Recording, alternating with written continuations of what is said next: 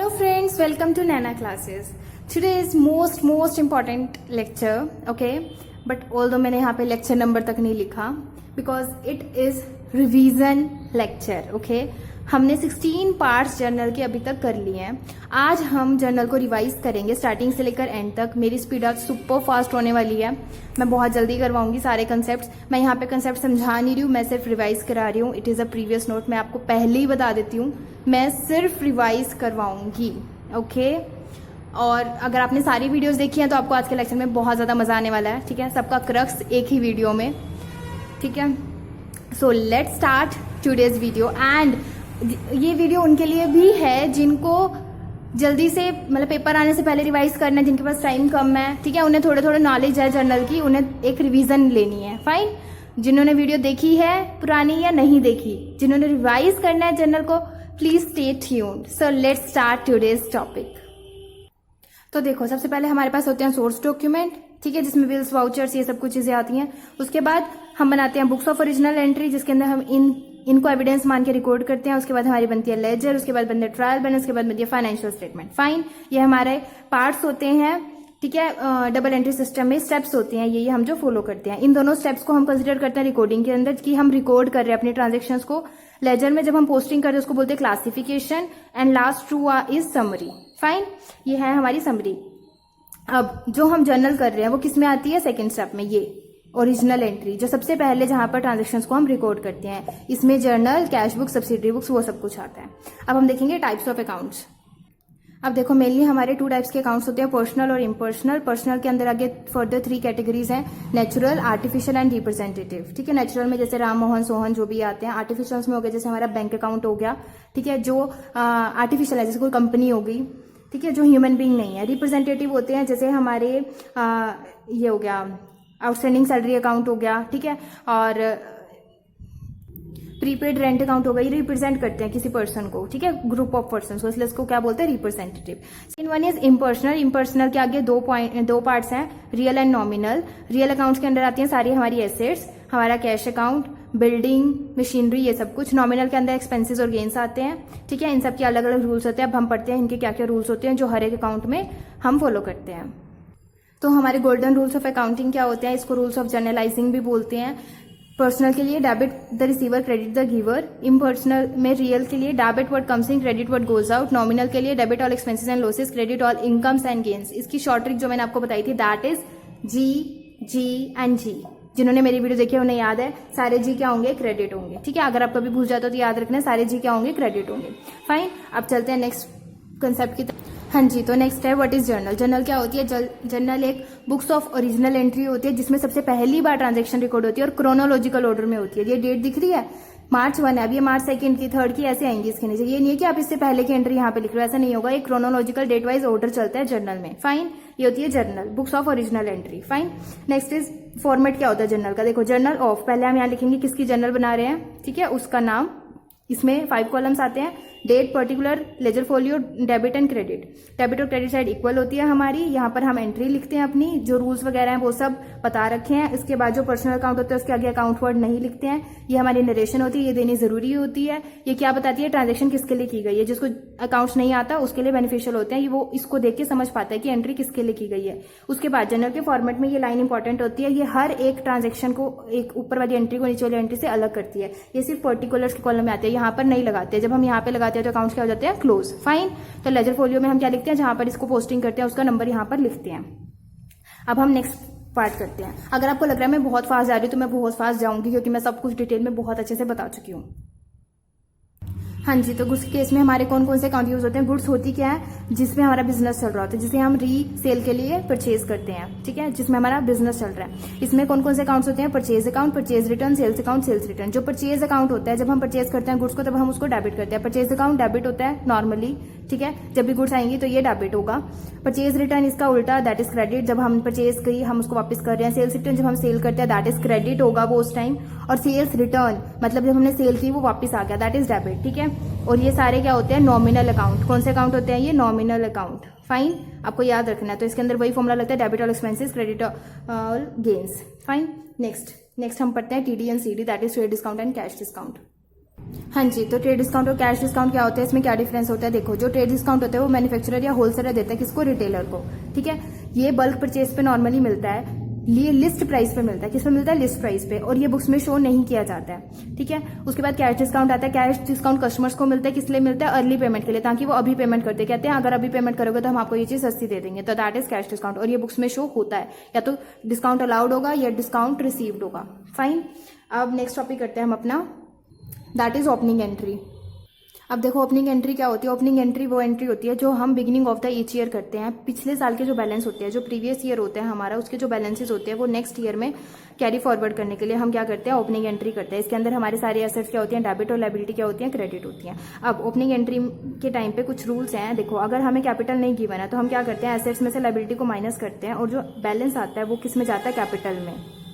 तो assets minus liability is equal to क्या हो जाता है, कैपिटल हो जाता है। तो ये हमारी बैलेंसिंग फिगर आ जाती है। अगर मान लो हमारी डेबिट साइड कम है और क्रेडिट साइड ज्यादा है, तो हम बैलेंस करने के लिए जो बैलेंस है वो किस में डालते हैं, गुडविल अकाउंट में, ठीक है। तो गुडविल अकाउंट को हम डेबिट साइड लिख देते हैं, क्योंकि डेबिट साइड क्या है, कम है, तो गुडविल हमारी क्या हो जाती है, बैलेंसिंग फिगर हो जाती है। अगर हमारी क्रेडिट साइड कम है और डेबिट साइड ज्यादा है, तो क्रेडिट साइड में हम क्या डालते हैं, कैपिटल रिजर्व को। क्या डालते हैं, कैपिटल रिजर्व को। तो ये हमारी क्या हो जाती है, बैलेंसिंग फिगर हो जाती है। फाइन।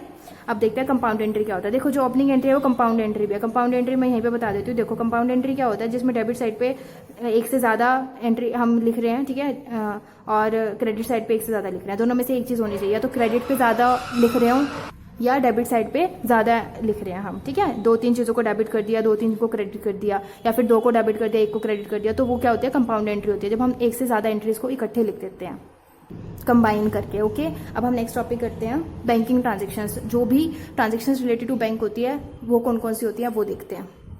अब देखो, बैंकिंग ट्रांजेक्शन मतलब बैंक से रिलेटेड होगी, या तो बैंक में पैसे जा रहा होगा या बैंक से हम विड्रॉ कर रहे होंगे। जब हम डिपॉजिट करते हैं बैंक में, तो बैंक क्या हो जाता है, रिसीवर। बैंक एक पर्सनल अकाउंट है, please note down this point, ये बहुत इंपॉर्टेंट है। बैंक एक आर्टिफिशियल पर्सनल अकाउंट है। जब बैंक में पैसा जाता है, जैसे हमने डिपॉजिट किया, जब हम डिपॉजिट करते हैं तो बैंक होता है रिसीवर, तो हम डिपॉजिट के टाइम पे करते हैं बैंक अकाउंट डेबिट, ठीक है। और जब हम विड्रॉ करते हैं तब हम करते हैं टू बैंक अकाउंट। बैंक क्या हो जाता है, गिवर हो जाता है, ठीक है ना। टू, अगर हम विड्रॉ करें तो टू बैंक अकाउंट आएगा। फाइन। इसके बाद हमारा चेक का आता है। देखो, जब हमें चेक मिला, फाइन, हमें किसी से चेक मिला हुआ है, तो अगर हमने उसी दिन डिपॉजिट करा दिया तो ठीक है, बैंक अकाउंट डेबिट आ जाएगा। अगर हमें कुछ नहीं दे रखा कि कब डिपॉजिट कराया, तभी हम यही मानते हैं उसी दिन करा दिया, तब भी हमारा जो चेक आया और सीधा हम लिख देते हैं बैंक अकाउंट डेबिट। बट अगर वहां पर लिखा हुआ है कि 2 दिन बाद कराया, 3 दिन बाद कराया, तो उस केस में वो जो चेक है वो बन जाता है cheque in hand account debit, ठीक है। तो उस केस में हमारी एंट्री होती है cheque in hand account debit to bank. Fine. हम सॉरी, टू जिससे मिला है, जिसका भी नाम है, टू प्रिया, टू राहुल, जो भी है, ठीक है। Cheque in hand account debit to Priya, इस बंदे ने हमें ये चेक दिया, ठीक है, इसने। उसके बाद जब ये वाला चेक जाता है बैंक में, तो क्या एंट्री होती है, bank account debit to cheque in hand. अब हमारे पास, हम प्रिया का नाम नहीं लिखेंगे, हमारे पास क्या पड़ा हुआ है, चेक इन हैंड, तो हम लिखते हैं bank account debit to cheque in hand account. Fine, ये आपको याद रखना है। इसके बाद अगर चेक डिसऑनर हो जाता है तब क्या एंट्री होती है, जो ये एंट्री होती है ना, जैसे हमें किसी से चेक मिला और हमने डायरेक्ट डिपॉजिट करा दिया, ठीक है। जब हमें डायरेक्ट डिपॉजिट करा देते हैं तो हमारी क्या एंट्री होती है, बैंक अकाउंट डेबिट टू प्रिया, ठीक है। ये एंट्री होगी अगर हमने डायरेक्ट चेक मिला और डिपॉजिट करा दिया। और ये चेक हो गया डिसऑनर। जब डिसऑनर होगा तो ये वाली जो होगी वो रिवर्स एंट्री हो जाएगी। क्या एंट्री होगी, प्रिया अकाउंट डेबिट, जिसको डेबिट किया उसको क्रेडिट कर दो, और जिसको क्रेडिट किया उसको डेबिट कर दो, तो यहाँ पे हो जाएगा bank account debit, Priya account debit to bank account, Priya account debit to bank account. उल्टी कर दी हमने इसकी एंट्री, ठीक है, अपोजिट कर देनी है। उसके बाद अगर मान लो चेक इन हैंड था, है ना, ये चेक इन हैंड था, और ये वाला जो चेक इन हैंड है ये हो जाता है डिसऑनर, तो उस केस में भी देखो करनी यही वाली एंट्री है। यहाँ पे टू प्रिया है, यहाँ पे बैंक अकाउंट है, करनी यही एंट्री है, क्योंकि ये जो डेबिट और ये जो क्रेडिट है ना, ये तो कैंसिल हो चुका है। हमने उल्टी तब भी यही एंट्री करनी है, अपोजिट यही एंट्री होगी, ठीक है। आपको इसके बारे में और क्लैरिफिकेशन चाहिए, मैं सिर्फ रिवाइज करा रही हूँ। प्लीज आप ट्रांजेक्शन्स जो रिलेटेड टू बैंक है वो वीडियो देख लेना। आपको टाइटल, आपको सारी वीडियोज के टाइटल देखने, आप टाइटल देखोगे प्लेलिस्ट में जाके तो आपको सब पता चलेगा कि किस वीडियो में मैंने क्या कराया। और डिस्क्रिप्शन बॉक्स देखना मत भूलना, उसमें मैं सब डिटेल्स डालती हूँ हर एक वीडियो की, मैंने इसमें क्या करवाया है, ठीक है। तो आप प्लेलिस्ट जाके चेक करो, आपको सब कुछ मिलेगा। बाकी मैंने एक ओवरव्यू दे दिया, जिन्होंने वीडियो देखी है उन्हें अच्छे से समझ आ गया होगा कि मैं क्या कहना चाहती हूँ। बैंक अकाउंट एक पर्सनल अकाउंट होता है, please note out this point, मैं बार बार बोल रही हूँ, ये इंपॉर्टेंट है, ठीक है। बच्चों को नहीं पता होता, नॉर्मली वो समझते हैं कि रियल अकाउंट है, but no, it is a personal account. Fine, हाँ जी। चलो, तो हमारा जो नेक्स्ट टॉपिक है वो है बैड डेट्स। बैड डेट्स क्या होते हैं, जो हमारे पैसे क्या हो जाते हैं, डूब जाते हैं, ठीक है। बैड डेट्स क्या होता है, हमारा लॉस होता है, तो बैड डेट्स हमेशा क्या होते हैं, हमारे डेबिट होते हैं, ठीक है। टू मोहन, टू राम, जिसका भी नाम है, इस पर्सन ने हमें पैसे देने थे पर वो क्या हो गए, बैड डेट्स हो गए। कल को ये बैड डेट्स रिकवर हो रहे हैं, ठीक है। हमारे 1000 रुपये डूब गए, अब ये बैड डेट्स वापस आ रहे हैं, तो वापस आ रहे हैं तो क्या होएगा, cash account debit to account आएगा यहाँ पे to bad debts recover account. ठीक है, याद रखना है, क्या याद रखना है कि जब हमारे पैसे डूबे होते हैं और वो वापस आ जाते हैं तो बैड डेट्स रिकवर अकाउंट आता है। इस मोहन से कोई लेना देना नहीं है हमें, इसका पत्ता कट कर दिया हमने, हमारे पास बैड डेट्स हो गया, हमने अपना लॉस मान लिया, हमें कुछ नहीं मिला। ठीक है, बट अगर ये पैसे वापस आएंगे तो क्या लिखेंगे, बैड डेट्स रिकवर अकाउंट। कितने पैसे आगे, जितने भी आगे, 1000 आगे, 2 जितने भी आगे लिख देना है। समझ आ गई ये वाली एंट्री, बैड डेट्स आपको क्लियर है। इसके बाद हमारे छोटे छोटे अकाउंट्स है वो मैं आपको बताती हूँ। आउटस्टैंडिंग एक्सपेंसेस क्या होता है, प्रीपेड एक्सपेंसेस क्या होता है। देखो सबसे पहली चीज आती है outstanding expenses account. Outstanding expenses account क्या होते हैं, ड्यू बट नॉट पेड। हमने ड्यू कर दिए, मतलब हमारे लिए ड्यू हो गया, हमने पे करने हैं, हमने सर्विसेज यूज कर लिए, हमें वो पे करने हैं, फाइन, पे करने हैं बट पे नहीं किए तो वो क्या हो जाएंगे, ड्यू हो जाएंगे बट नॉट पेड। ये होते हैं आउटस्टैंडिंग एक्सपेंसेस। ठीक है, आउटस्टैंडिंग एक्सपेंसेस की जो एंट्री होती है वो क्या होती है, expense account debit to outstanding expenses. ये हमारी होती है लाइबिलिटी, हमें फ्यूचर में देनी होती है, तो expense account debit to outstanding expense account. ठीक है, और ये हमारा जो अकाउंट होता है ये होता है हमारा रिप्रेजेंटेटिव पर्सनल अकाउंट। कौन सा होता है, रिप्रेजेंटेटिव पर्सनल अकाउंट। ठीक है, अब हम बात करते हैं प्रीपेड एक्सपेंसेस की। प्रीपेड एक्सपेंसेस क्या होता है, प्रीपेड, पहले पे कर देना, पहले पे कर दिए। ठीक है, पहले पे कर दिया तो कैश तो चला गया हमारे पास और वो हमारे अगले साल के एक्सपेंस है, तो उस केस में हमारी जो एंट्री होती है वो क्या होती है, प्रीपेड एक्सपेंसेस हमारी होती है एसेट्स, तो prepaid expense account debit. ठीक है, prepaid expense account debit to जो भी एक्सपेंस है, मान लो रेंट है तो करेंगे prepaid rent account debit to rent account. ठीक है, जितना भी है अमाउंट डाल देंगे। और जो प्रीपेड एक्सपेंस है ये भी हमारा कौन सा होता है, रिप्रेजेंटेटिव पर्सनल अकाउंट। ठीक हो गया ये क्लियर। इसके बाद हमारा आता है डेप्रिसिएशन। देखो डेप्रिसिएशन क्या होता है कि हमारी जो एसेट है उसके अंदर उसकी वैल्यू में लॉस हो रहा है। डेप्रिसिएशन हमारा एक नॉन कैश लॉस होता है, उस केस में हमारी एंट्री जो होती है वो क्या होती है, डेप्रिसिएशन लॉस है, तो डेप्रिसिएशन अकाउंट डेबिट हो जाएगा हमारा टू, अकाउंट लिख लेना अपने आप, ठीक है, मैं लिख नहीं रही हूँ, टू मशीनरी। जिस भी एसेट की वैल्यू कम हो रही है उसको हम यहाँ लिख देंगे, यहाँ एसेट कम हो रही है इसलिए हमने उसको क्रेडिट किया और डेबिट किया। ये हमारी आती है interest on capital. Interest on capital company की, हमारी फर्म के लिए जो भी हमारी है वो क्या है हमारे लिए कि हमें पे करना है। ठीक है, हमारा क्या है, एक्सपेंस है, तो इंटरेस्ट ऑन कैपिटल अकाउंट हमारा क्या हो जाएगा, डेबिट हो जाएगा, और जो कैपिटल अकाउंट है वो क्या हो जाएगा, क्रेडिट हो जाएगा। तो इंटरेस्ट ऑन कैपिटल के केस में ये एंट्री होती है, interest on capital account debit to capital account. Interest on drawing के केस में क्या एंट्री होती है, बता दो फटाफट अगर देख रखी है वीडियो तो।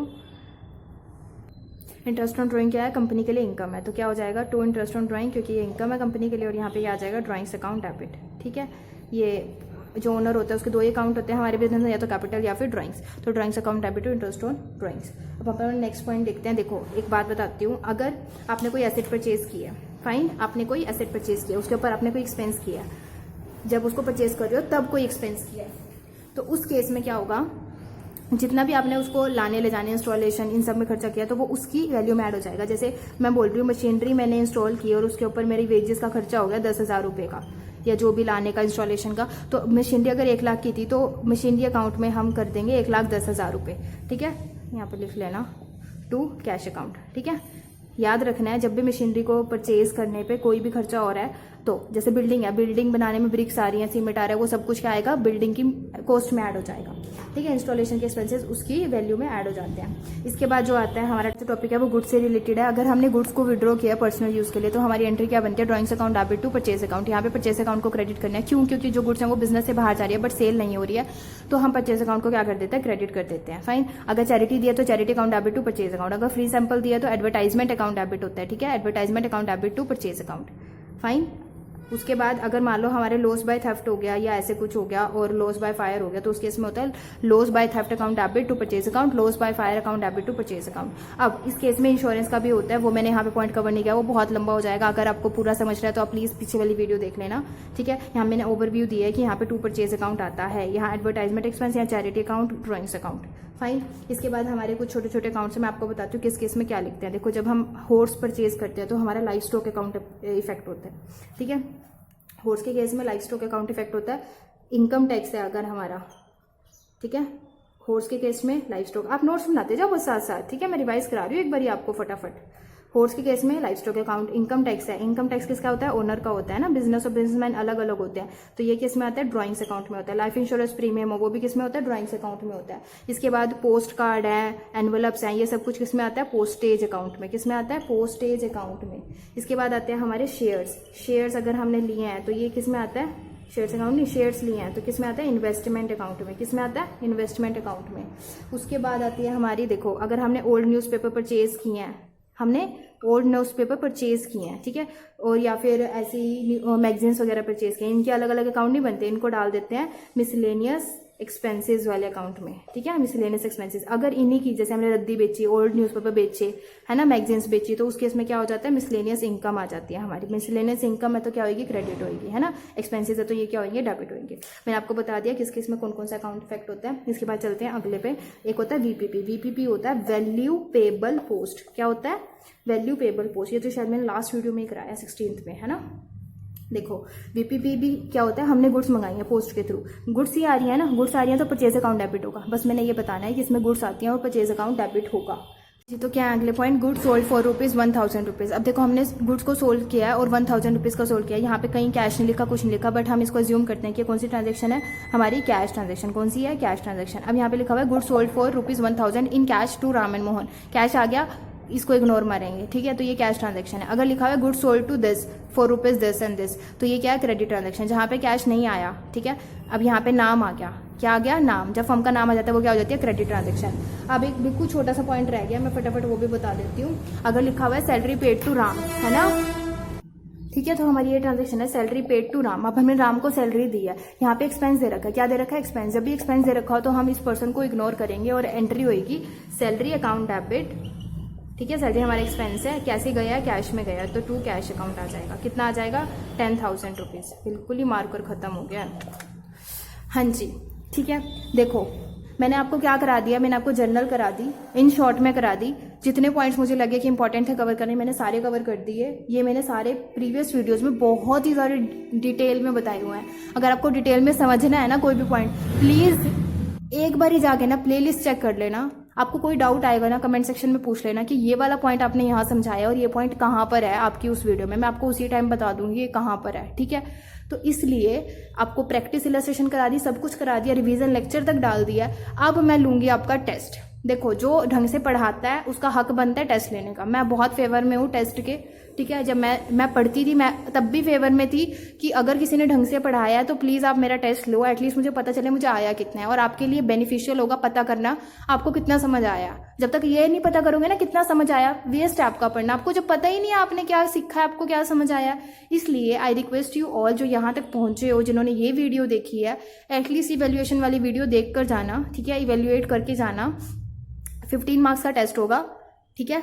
आपको उसमें जो भी क्वेश्चंस मिलेंगे आपको वो करने हैं। एमसीक्यू होंगे 3 एमसीक्यू, 3 फिलिंग द ब्लैंक्स, 3 वो होंगे, देख लेना मतलब उस टेस्ट में, ठीक है। ट्रू फॉल्स होंगे और बाकी एक फुल प्रैक्टिकल क्वेश्चन होएगा, ठीक है। वो देखना आप, टेस्ट देना, अपने आप को इवेल्युएट करना। बाकी ये वीडियो ज़्यादा लंबी ना हो जाए, that's why I am stopping this here, okay. See you in the next video, till then bye bye, take care. If you like the content, please subscribe. If you think it is beneficial for you, it is helping you in your study, then please subscribe the channel and share it with your friends. Thanks for watching.